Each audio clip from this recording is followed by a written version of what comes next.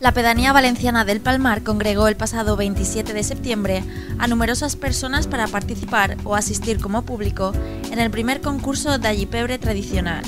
La Asociación de Hostelería del Palmar fue la encargada de organizar este certamen que tenía como objetivo que este plato valenciano se diera a conocer entre los más jóvenes.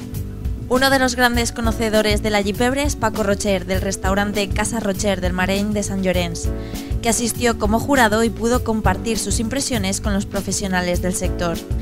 En el concurso se disputaron el premio 23 restaurantes de la pedanía y otros 6 invitados.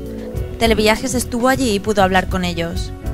El secreto que tiene es hacer bien exquisito la cremita que haces, el ajito bien sofrito, la guindilla y el pimiento rojo.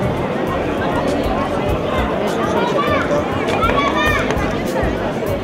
En el caldo está un poquito el secreto, controlar el caldo para que no ni muy caldoso ni muy seco. La cuestión es participar. Luego ya veremos, ¿no? Luego ya veremos. Yo creo que ganamos todos con eso. ¿Y el Palmar? Y el Palmar, por supuesto. Un gran número de asistentes de todas las edades se acercó a la plaza de la Sequiota para disfrutar de este exquisito plato valenciano cocinado al más puro estilo tradicional, a fuego de leña. Especial no hay nada, ni secreto tampoco, es con mucho amor.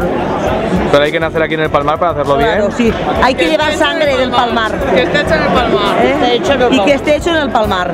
Y que las anguilas sean de la Albufera, no es que las traigan de San Carlos de la Rápida.